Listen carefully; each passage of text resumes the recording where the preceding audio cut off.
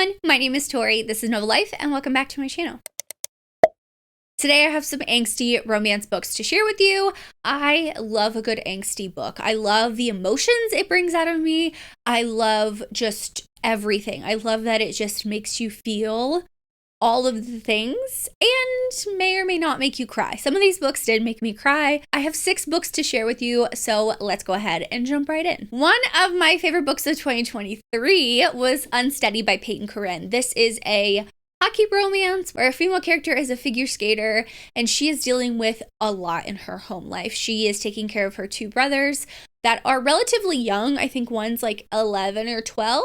And one's like 6 or something like that. She has an alcoholic father, so he's not really there. He doesn't really support his family at all. Their mom is not around at all, so she is the sole provider and making sure that they get to and from school, to and from their hockey lessons, as well as making sure her grades in college stay up.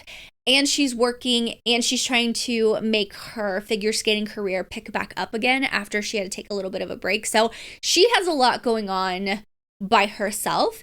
And she meets Reese on the ice, actually. It's very early in the morning. She's going there to get some early ice time in. It's like 6 a.m., 5 a.m. or something like that. And she sees our main male character, Reese, huddling in the corner of the ice rink, having a panic attack on the ice. And he can't breathe. He's like struggling to breathe. And she's, can't help but help him.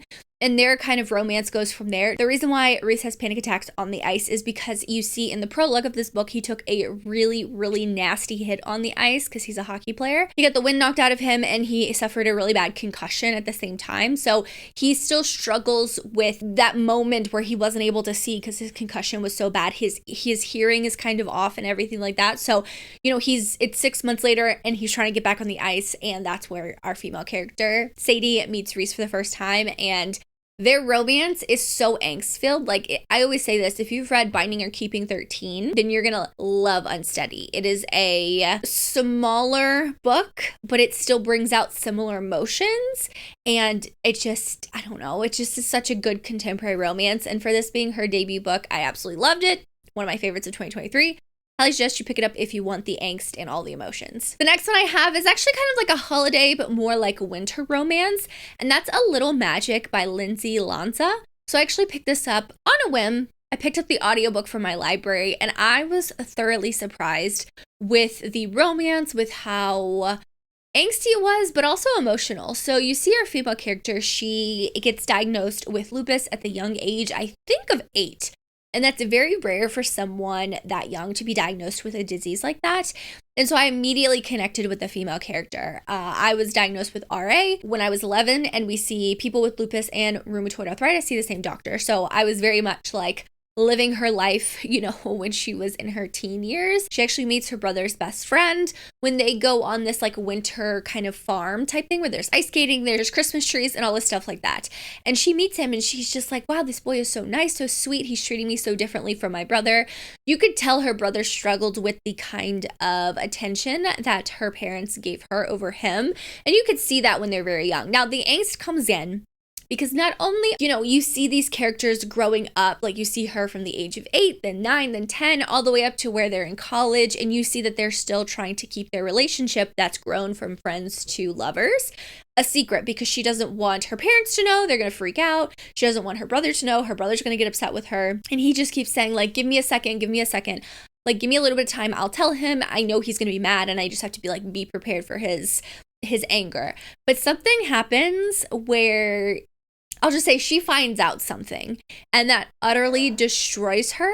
And so she has to deal with, this heartbreak over losing him. And it is it really took me by surprise of how angsty it was because she actually goes back to the town for her job where she's kind of like this journalist. She's like getting information on the new owners of this farm and comes to find out it's actually him. He bought the farm back after his parents lost it. So it's a very cool, interesting, really warm-hearted read after the angst. And I personally really enjoyed it. I would highly recommend this one. You can read it during the winter. It doesn't have to be during the holiday season. There are some holiday moments, but there's ice skating, winter type of things. So I think it's perfect for the winter. And I would definitely check out this one if you haven't already. I love it. It's a very underrated romance. The next one I have is Caution to the Wind by Gianna Darling. So we all know Gianna Darling can write, forbidden, angsty alpha heroes like no other. And Caution to the Wind did not disappoint. And I loved Axman and May's relationship. So Axman is significantly older than May. He's actually her best friend's dad. And she's been in their life since she was 14, in her teens, I think. And the prologue opens right away with the action where she witnesses something horrific of her best friend's mother dying. From there, they've kind of like grown this, like the three of them, they've grown this kind of like friendship, but like really trustful relationship between all three of them, where, not only the best friends, but like she looks up to Axman as like the dad that she never had. And so it's very like emotional in that way. Now, this book spans a lot of years.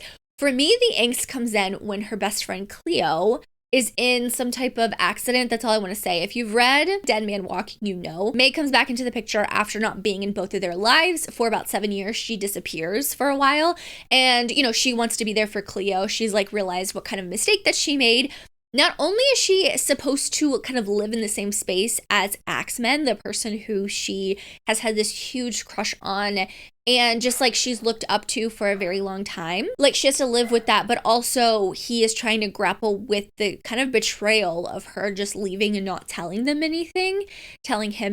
And it was, I don't know, it just is like this all-encompassing romance that when you read it, you really get sucked into the characters, to what's going on. There's a lot of suspense that happens with this book. There was one part towards the end of the book where I was like, oh my God, like I know that Gianna kills off characters, okay?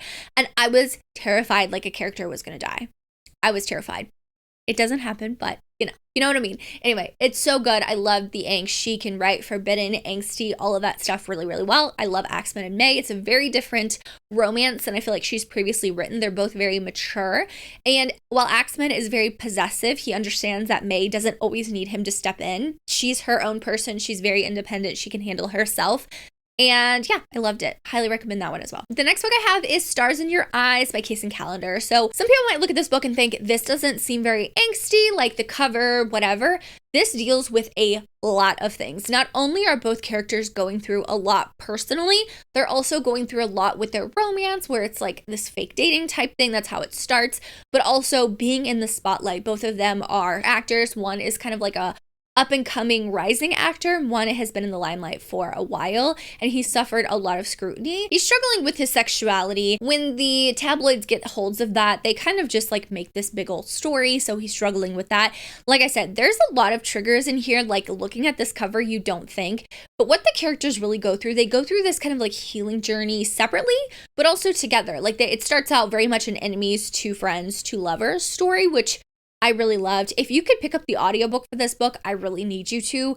This has like a full cast narration. There's articles that are being like, that's narrated by different people. There's like a fanfic written about them and other characters. It was actually a very interesting way that Case and Callender wrote this. I personally enjoyed it. I thought the audiobook was absolutely fantastic. And I loved that Case and Callender could focus on the characters' healing journeys separately, but also together, and still blend it really well, blend their personal growth journey with a really good romance that keeps you hooked as well. Like, are they going to be together? Are they not going to be together? Like, how are they supposed to work this out? Like, they both have so much going on. Now, they are working on a movie together, so that's kind of how they're forced together. So it is forced proximity. They have a lot of tropes in here, but the angst in here really drove me. I think the angst more comes from their personal journeys, and then that kind of blends into the romance, because it's like, well, they're both going through things. How are they supposed to be together? So I really enjoyed this. I feel like this is a very underrated book, but I would highly, highly recommend it. The next one I have is Where We Started by Ashley Munoz. So this one is a motorcycle club romance. It's a first in a new series. It's a good blend of small town with a motorcycle club. I personally really enjoyed it. This is also a second chance romance. So you see our characters, they have been friends from a very young age, and they kind of grow up and they develop this romance. Well, her father is the president of a motorcycle club. One thing she always told our main male character was, please do not join this motorcycle club. Like, I've been in this life for my whole life. I understand what goes on and I want out. Like, that's my one thing. I want out. I want to be with someone who's not going to be in it. Well, when something happens, he is kind of like forced to join. And she kind of doesn't like, she understands, but she's just like, no, this is a hard no for me. I told you. And so they kind of go their separate ways. Now, she has to go back to this small town after years and years and years of being away because her father passes away. And she has to be read the will, as well as him, her ex, because he is now the president of that motorcycle club. And so they kind of have to split things. She gets, I think, like the house of the motorcycle club, while he gets like being the president and all of that stuff. So it's this weird, like, what is she supposed to do with this house? This is where we all live type of a thing. And it's very interesting. I love the tension between them. Like, the tension was outrageous, which makes the angst so much higher, if that makes sense. Like, it just brings the angst to the next level because, like, she's like, no, I don't want this life. This is not what I see for myself. But at the same time, she's being around him again, and she's realizing that, like, maybe this life has changed. Maybe this life is different than what I grew up in. And so she's struggling with that, as well as, like, still those feelings that didn't go away just because he joined the motorcycle club. Like, she still loved him. She still cared about him. Same thing for him. I loved it. It was so good. It's a definitely underrated motorcycle club and small town romance. I cannot wait for the next one in the series because she set the next book up really interestingly. I'm like, I don't know where she's going with this, but I'm here for the ride. The last book I have to talk about is After the Storm by Laura Pavlov. So this is the final book in the Cottonwood Cove series, and you can read these completely out of order. I did. I skipped books 3 and 4 and went to this one. I just wasn't caught up with the series. So in After the Storm, we not only have a single dad romance, but it's also a second chance romance. So our characters have a very rocky start to their relationship. They're just kind of like letting themselves start to fall in love, start to feel each other, start to feel something for each other. And you find out that he previously, in a previous relationship, the woman that he was with got pregnant. And so he is now living with this daughter who is absolutely adorable. I think she is so fucking adorable. She like makes the story. I love it when there's kids in the book that actually are present and make the story better and just like give it this extra oomph. Like there's a very important other character in here, and that needs to be like put into it. But when our female character kind of has to like deal with him, there's only one bed. They go on kind of like this road trip together, where she's trying to find this horse, like purchase this horse, because she goes back to see her dad who was sick, and she's working. She's like living this lifestyle that, you know, she thought she wanted, but then she comes to this small town and she's like, wow, I really kind of miss this. Like, do I want this again? So it's her kind of figuring out, even though I think I want to say she's in her 30s, like really early 30s, but it's just figuring out what she wants in life. And I love those type of books because no matter if you're 21 or you're 31, sometimes you still deal with that. You're like, what am I doing with my life? Where am I going? Like, what is my career doing? What do I want in my personal life, in my professional life? Like all of the above, right? So you kind of start questioning a lot of things, and she does. I loved the tension and the angst in this book because like he understands why she left, but he still like harbors kind of resentment. He was like, it's not my fault. It wasn't my fault. Like you decided to up and leave. And so, you know, they're both struggling with that. Like, do we let ourselves go there or do we not? I personally love the angst. I gave this book 5 stars. Once again, if you can listen to the audio, I need you to listen to the audio because specifically the male narrator, I think it's Jacob Morgan, if I'm not mistaken, he did an amazing job with like portraying the personality of the main male character. With his family, he's very witty, he's very grumpy, he mumbles, he like makes jokes, you know, like all of this stuff like that. And he brings that to the narration to like the next level.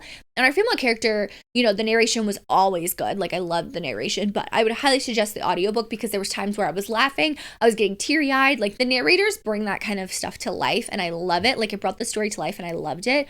Highly recommend the audiobook if you can listen to it and you can get a hold of it. If not, it's still a very good book to pick up and read. Those are all my angsty romances that I have to share with you. Drop me a like crying emoji, like the teardrop emoji. You know what I'm talking about? Like drop me that in the comments down below because some of these books actually did make me cry or tear up. Like I feel all of the emotions. Like I feel all the emotions with this book. But thank you so much for watching. Make sure you like and subscribe for more content from me. As always, I hope you're living a novel life, and I will see you in my next one. Bye, guys.